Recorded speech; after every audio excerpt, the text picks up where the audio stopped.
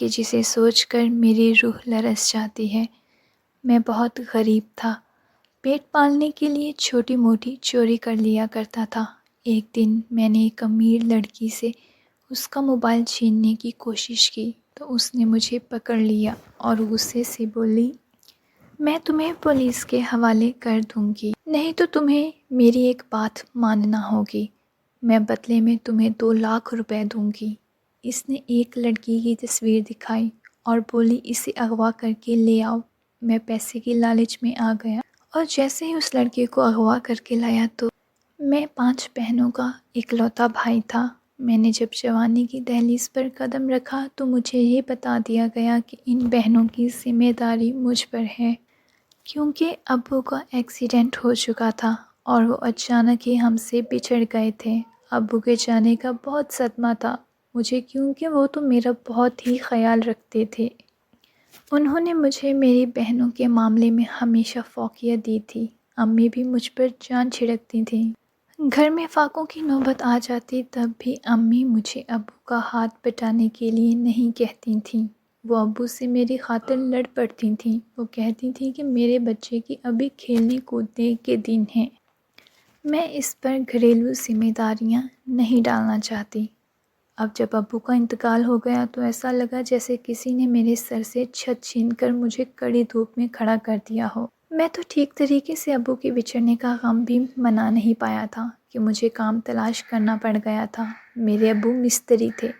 میں پڑھائی لکھائی میں نکما تھا، اس لیے تعلیم ادھوری چھوڑ دی۔ ابو نے امی پر بہت زور دیا کہ تم شامی کو کوئی ہنر سیکھنے دو، کل کلاں کو مشکل وقت آئے گا تو ہمارے بچے کو کوئی پریشانی نہیں ہوگی۔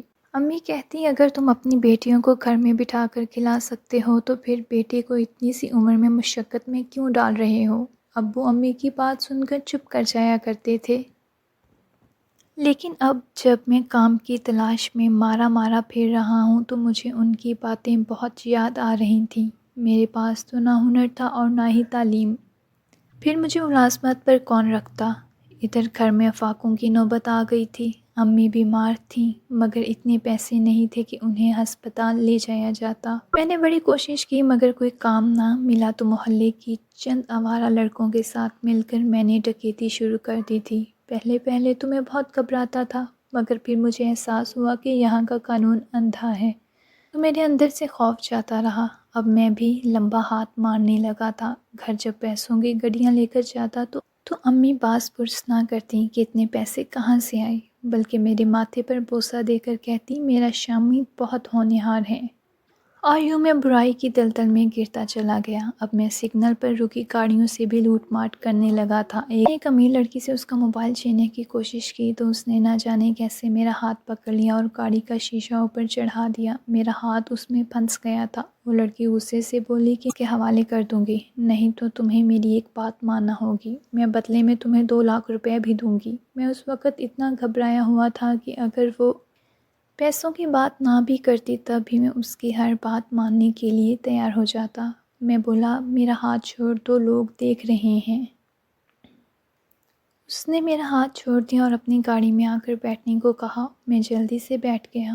اس نے ایک لڑکی کی تصویر دکھائی اور بولی، اس کو اغوا کر کے لے آؤ۔ میں اس لڑکی کی بات سن کر گھبرا گیا اور بولا، یہ تو سیدھا پولیس کا کیس ہے، میں یہ کام نہیں کر سکتا۔ وہ لڑکی مسکرا کر بولی، تم ڈکیتی کے کیس میں بھی جیل جا سکتے ہو۔ اس لڑکی نے مجھے بلیک میل بھی کیا اور پیسوں کا لالچ بھی دے دیا تھا۔ میں نے سوچا اگر مجھے ایک ساتھ 2 لاکھ روپے مل جائیں تو میں یہ ڈکیتی وغیرہ چھوڑ کر اپنی چھوٹی موٹی دکان کھولوں گا اور حلال پیسہ کماؤں گا۔ میں نے اس لڑکی کی بات مان لی۔ اگلی ہی رات میں اس لڑکی کے بتائے ہوئے طریقے سے سارا کے گھر چور دروازے سے گھس گیا تھا۔ تب مجھ پر یہ راز آشکار ہوا کہ سارا کی تو آج مہندی ہے، لیکن چونکہ اب میں پھنس چکا تھا اس لیے میں نے سارا کو بے ہوشی کی دوا سنگھا دی اور اسے اغوا کر کے اپنے ساتھ لے آیا۔ مجھے سارا کی کزن نے مکمل طور پر سپورٹ کیا تھا۔ اس نے مجھے ایک ٹھکانہ بتایا تھا۔ وہ بولی، تم نے سارا کو کل رات تک اس کمرے میں بند رکھنا ہے، پھر آزاد چھوڑ دینا۔ میں بولا، مگر اس کی تو شادی ہے۔ وہ لڑکی آمنہ بولی، ہاں ہے شادی، تو تمہیں کیا فکر ہے؟ اگر تم نے چالاکی دکھانے کی کوشش کی تو تمہیں تھانے پہنچا دوں گی۔ میں ڈر گیا اور جیسے آمنہ نے کہا میں نے ویسے ہی کیا۔ 2 دن بعد جب میں نے سارا کچھ چھوڑا تو مجھے آمنہ نے 2 لاکھ روپے تھما دیے تھے، مگر اب میں بہت پریشان تھا کیونکہ بہنیں تو میری بھی تھیں۔ مجھے وہ پیسے چبھنے لگے تھے، میں ہر دم مضطرب رہنے لگا تھا۔ ایک دن میں ہمت کر کے سارا کے محلے چلا گیا تھا۔ وہاں جا کر مجھے پتہ چلا کہ اس کے گھر والے اس پر بہت تشدد کرتے ہیں، اسے ہی ہر چیز کا ذمہ دار سمجھتے ہیں، جبکہ آمنہ نے سارا کی منگیتر کے ساتھ شادی کر لی ہے۔ اب میں اس پورا قصہ سمجھ گیا تھا۔ آمنہ سارا کو اپنے راستے سے ہٹانا چاہتی تھی اور میں نے لالچ میں آ کر اس کے ساتھ کتنا غلط کر دیا۔ میں نے فوراً فیصلہ کر لیا تھا۔